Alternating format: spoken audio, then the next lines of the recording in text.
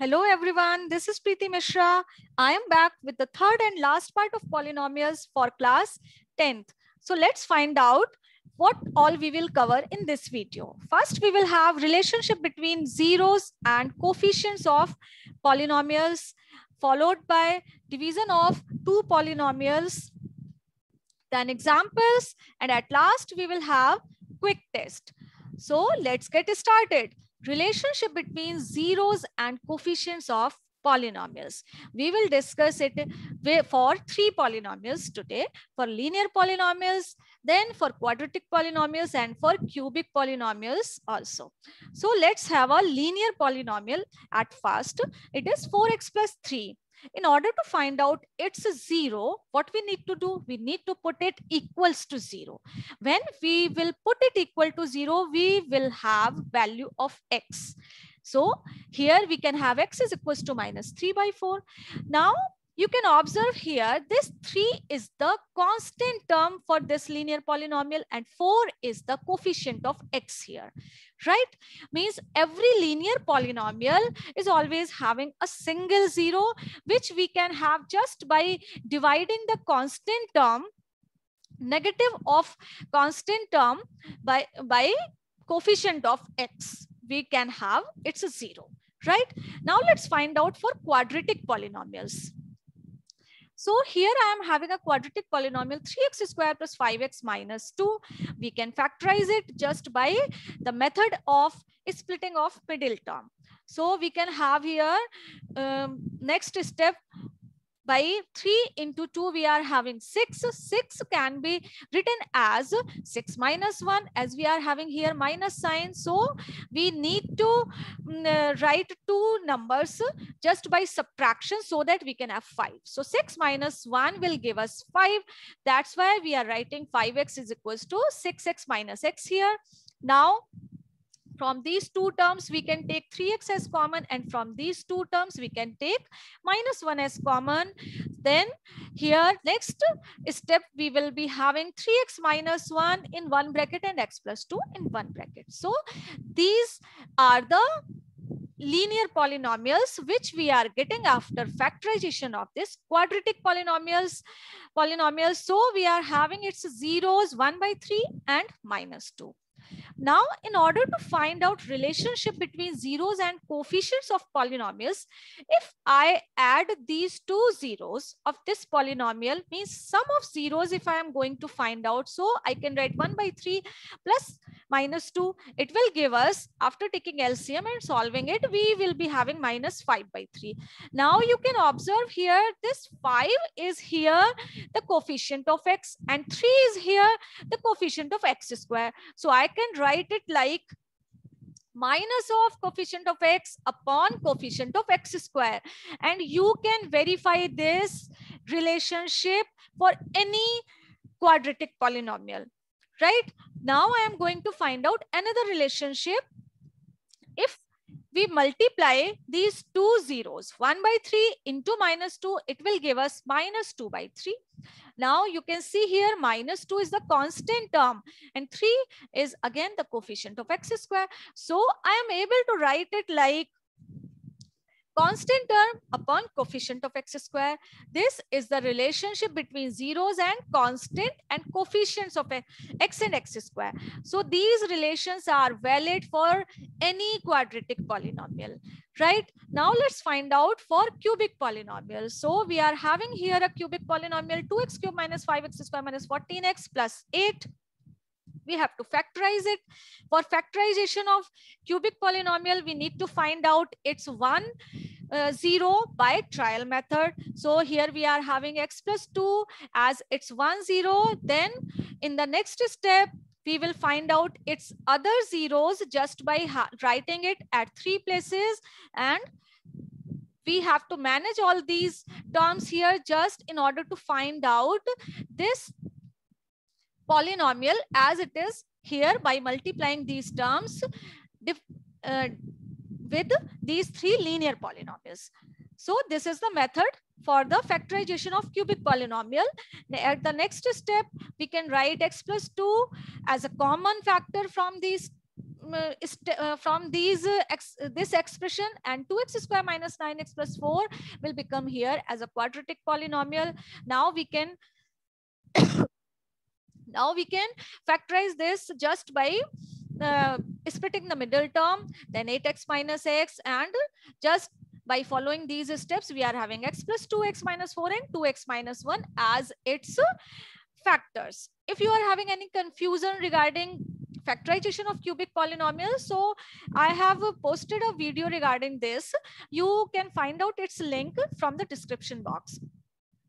So we are having here 3 zeros, -2, 4, and 1 by 2, right?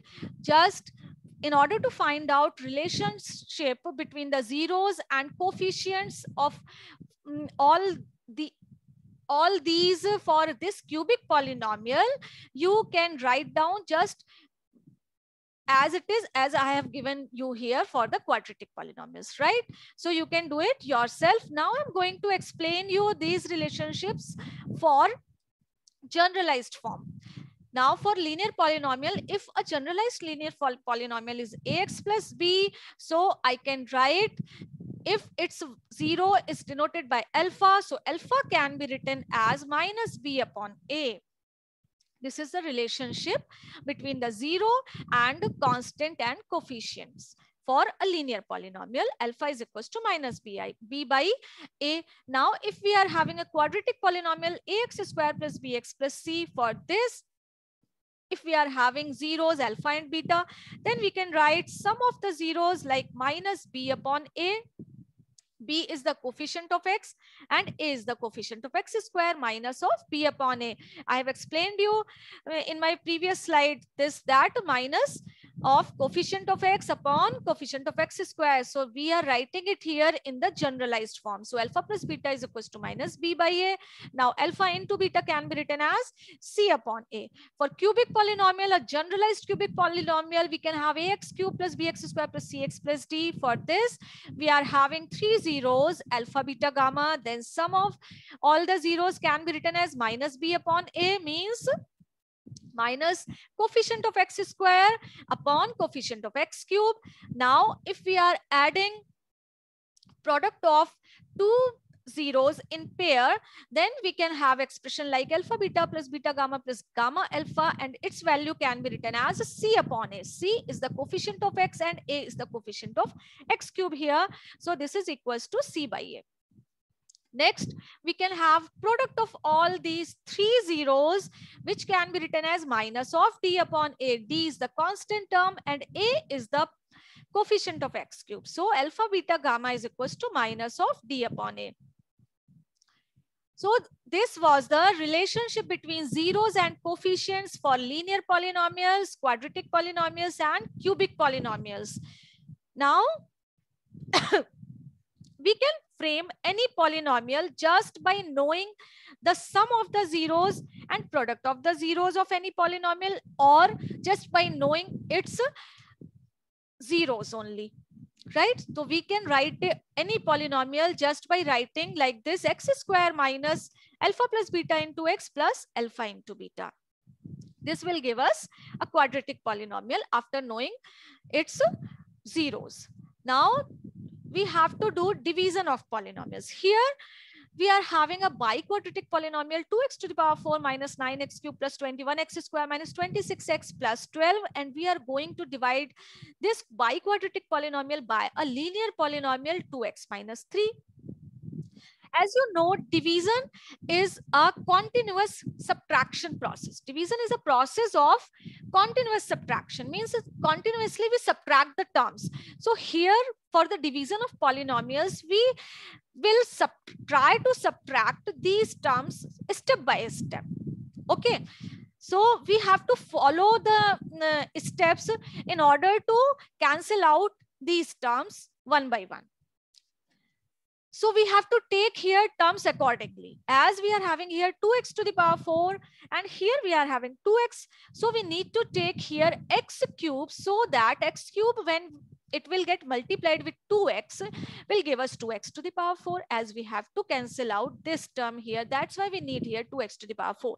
So and we have to cancel out this term just by after subtraction only, means directly we can't cancel out these terms after subtraction only. That's why we have to take care about the signs here.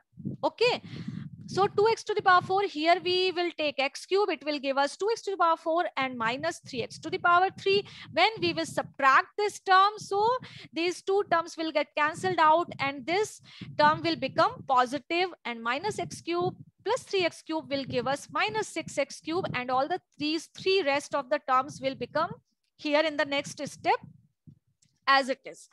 Now we are having this expression. Now our motive is to cancel out this minus 6x cube. So in order to cancel out this, we need here minus of 3x square, right? If we will take here plus 3x square, it will give us 3x square into 2x, 6x square with positive sign. When we are having 6x square with positive sign, then automatically it will get cancelled out. As I explained you, we have to cancel it just by subtracting only. That's why we need to take here 3x square with negative sign. This is the sign theory which we have to follow while division of polynomials. This is very important point here. So minus 3x square will get multiplied with 2x, it will give us minus 6x cube, and this into this 3 will give us 9x square. After subtraction, these two terms will get cancelled out, and plus 21x square minus 9x square, we will be having 12x square. These two terms are as it is here now. Now we have to take term 6x here. So 6x into 2x will give us 12x square and minus 18x. Again, after subtraction, we have to cut these two terms. That's why we are taking here plus. Got it? Plus, when we will take here plus, then we will get plus 12x square. This is also of plus sign. Then after subtraction, this will become negative and we will be able to cancel out it. So now we are remain with the term minus 8x plus 12. We have to take here now minus 4. Minus 4 into 2x will give us minus 8x plus 12. Wow, automatically after subtraction, these two terms are getting cancelled out. We are having remainder 0. It's done. Means when we are having remainder 0, it means 2x minus 3 is the factor of this biquadratic polynomial. So this was the procedure of division of two polynomials. Here you are having 2x minus 3, which is denoted by px. This is the divisor, and this biquadratic polynomial is denoted by gx. This is the dividend, and this is the quotient, and remainder is 0, which is denoted by rx. So we can write division algorithm for the polynomials like px is equals to gx into qx plus rx, right? Now let's have some examples. So here the question is, find the zeros of polynomials 6x square minus 7x minus 3 and verify the relationship between the zeros and the coefficients. I have explained you relationship. Now we have to verify that. So in order to verify the relationship, we need to find out factors of this polynomial. So 6x square minus 7x minus 3 can be factorized by the method of splitting middle term, right? Splitting middle term means we have to multiply these two terms, constant and coefficient of x square. 6 into 3, 18. 18 can be written as 9 minus 9 into 2. So 9 into 2 can be written as 9 minus 2 in order to get 7 here, right? So I can write it 6x square minus 9x plus 2x minus 3. Then we can take out here 3x as common from these two terms and 1 from these two terms. So next step will be like this. So we are having its factors 2x minus 3 and 3x plus 1. So zeros are 3 by 2 and minus 1 by 3. Now we are having zeros. So we have to verify the relationship now. So let's, first 0 can be denoted by alpha. Alpha is equals to minus 1 by 3 and beta is equals to 3 by 2. The relationship we are having regarding the sum of the zeros and multiplication of the zeros. So alpha plus beta we can have by adding these two terms, minus 1 by 3 plus 3 by 2. It will give us minus 2 plus 9 by 6, that is 7 by 6. Now What was the relationship? Alpha plus beta is equals to minus of coefficient of x upon coefficient of x square. Now let's find out these coefficients from this polynomial. Minus of coefficient of x will be -7. Okay, minus of -7 and coefficient of x square is 6. So upon 6, it will give us 7 upon 6. Wow, these two are same, means left hand side of the relationship is equals to right hand side of the relationship. So first relationship is verified here. Now let's verify second relationship, which is related with the product of the zeros. Alpha into beta we can have here by multiplying these two zeros, -1/3 into 3/2, which is equals to -3/6. Now this relationship was alpha into beta is equals to constant term upon coefficient of x square. Now what is the constant term here? -3, and coefficient of x square is 6. So -3/6. You can see these two terms are same we are having here. So left hand side is equals to right hand side. Hence it is verified. So this question we have done here now. Let's have another example. Find a quadratic polynomial if sum of its zeros is √2 and product is 1/3. Means sum of zeros, if zeros are denoted by alpha and beta, so we are having alpha plus beta is equals to √2 and alpha into beta is equals to 1/3. So now we have to find out the quadratic polynomial. I have explained you that we can have a quadratic polynomial if we are knowing the zeros, x square minus alpha plus beta into x plus alpha into beta.